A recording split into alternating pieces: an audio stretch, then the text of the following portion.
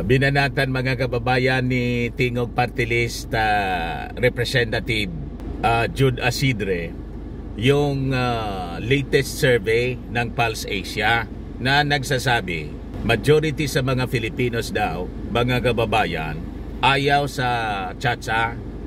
Ayan po si Asidre. Sabi niya po, it is malicious. May malisya, dinaya yung survey. It is malicious and unfair. Kasi yung tanong niya, mali man yung tanong, malicious yung tanong. Bakit anya Mr. Maravillas? Nang tingnan ko nga po, talagang may bahid na na panluluko. Di ba? Malamang may nag-sponsor na naman anya Mr. Maravillas niyan. Siyempre, mag-sponsor niya yung mga anti-chatsa movements dito sa ating bansa. Yung mga survey firms, mga kababayan, hanap buhay din nila yan. May nagko-komisyon kung sino yung magpa-survey para i-influence mga kababayan yung desisyon ng mga mamamayang Filipino sa kung anong issue. Halimbawa sa pagboto, kaya may pa-survey. Yung iba, nagpapa-survey, may purpose man na maganda. Para niya, kung halimbawa, mahina yung ating pero dapat objective yung survey. Truthful and objective. At scientific po, yung mga tanong dapat tama, hindi deceptive. Pero may mga politiko talagang gumagawa niyan. Purposely, nagbabayad sila ng mga survey firms para i-influence po yung desisyon ng mga tao. Mind conditioning po ang purpose ng mga survey. Karamihan ngayon, pera-pera lang eh. Hanap buhay mga kababayan. Sabi ni Asidre, malisyoso niya at saka unfair. Bakit niya Mr. Maravillas? Tingnan natin dito kung ano sinasabi niya. May base ba yung akusasyon mga kababayan ni Asidre? So sabi rito, the survey conducted niya from March 6 to 10 said that 88% of respondents were against any form of changing the 1987 Constitution, while only 8% favored amendments. Sabay naman po atake ng mga anti-chatsa na ayaw umasenso yung ating bansa kasi pag umasenso under President Bongbong Marcos and Martin Romualdez as Speaker of the House, malamang hindi na sila makabalik sa posisyon. Diba? Ganon ang takot po nila. Sabotahin natin yung administrasyon para may issue tayo lagi. May panira tayo during the campaign. Wala man niya talaga nangyari dito sa Marcos. Kaya pinagtutulungan po nila. Huwag kayong pauuto po mga kababayan ko. Sariling political interest po nila, hindi man interest ng ating mga mamamayang Filipino ang target nila. Sila magaganda na yung buhay nila. Negosyo kasi nila politika eh. Yan ang hanap buhay nila, mga kababayan. Hindi magsawa sa sweldo. From the taxes of the Filipino people. Hindi man ninyo napaganda yung ekonomiya ng ating bansa. Ngayon lang ito gumanda, mga kababayan. Pero pilit ninyong sinisiraan. So sabi rito, this Pulse Asia survey is riddled with questions and scenarios that spread fear among Filipinos about chatsa. By this reason alone, the survey results are invalid, unfair, inapplicable to the current situation. So sabi ni Asidre, the 1,200 respondents answered negatively because they were asked political questions on such topics as extension of terms of office for the national and local elected positions. Kaya naman po pala, kasi sa tanong po, nandun yung extension. Wala man pong extension nga, political amendments na nakapalaman dito po sa charter change. So panluloko po yung ginawang survey ng Pulse Asia. Sino ba nagsabi sa inyo na may term extension dito? Yung ipinasa po ng Congress, napakalinaw. All economic amendments, never na nag-touch po sila. Kasi nga po, Sabi ng ating Pangulong Bongbong Marcos sa Senado nang kinausap si Mig Zubiri, kayo na anya ang manguna. Ang purpose ng ating Pangulong Bongbong Marcos kasi may mga objections yung mga senador para mawala yung objections.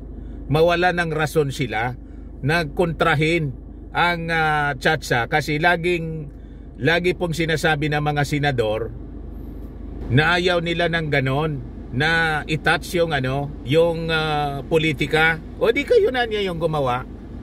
And you lead sa Senado niya. And the Congress will just adapt. Yan po ang katotohanan yan. Pero tingnan ninyo yung Senado, ganun pa rin. Dinedelay nila. Tapos na sa Congress po, naipasa na sa Congress. Yung mga senador talagang ayaw. Kaya marami silang dahilan kung ano-ano yung nirarason po nila. Ayaw po anya naming madaliin. Sino naman nagsabi sa inyo na mamadaliin ninyo?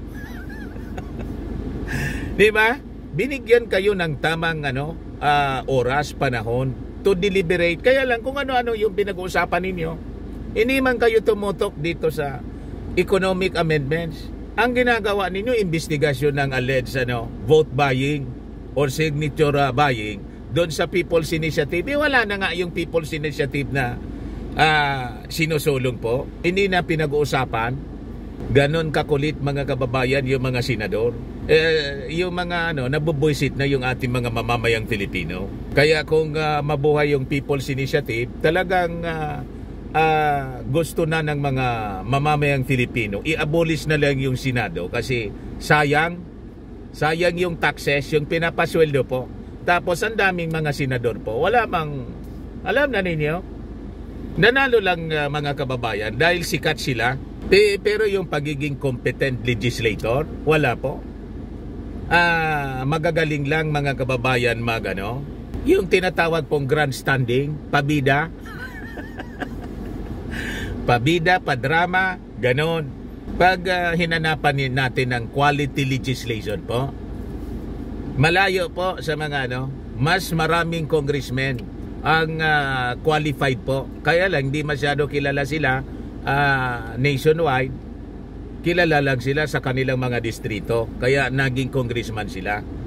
Pero as you observe mga kababayan sa pagkakraft at pagiging professional na mga legislators with credentials mga kababayan, titingnan ninyo yung credentials nila. Malayo yung marami mga senador. So yun po sabi dito ni Isidre. Kasi yung topic nandun sa extension of term. Kaya naman pala maraming nagsabing no, kontra kami sa Chatsa. Kasi yung tanong ninyo malayo sa katotohanan. Sabi rito, marami yung nagsabi na kontra sila because they were asked political questions on such topics as extension of terms of office for national and local elected positions, shift from a bicameral and unicameral legislature, changing the system of government from presidential to parliamentary, as well as changing the present unitary system into a federal one. Kaya marami yung nagkontra po kasi hinaluan ng politika, economic provisions man lang yun. Yung survey po, panloko, madaling sabi po. Niloloko yung mga tao. Harap-harapan na panloko po.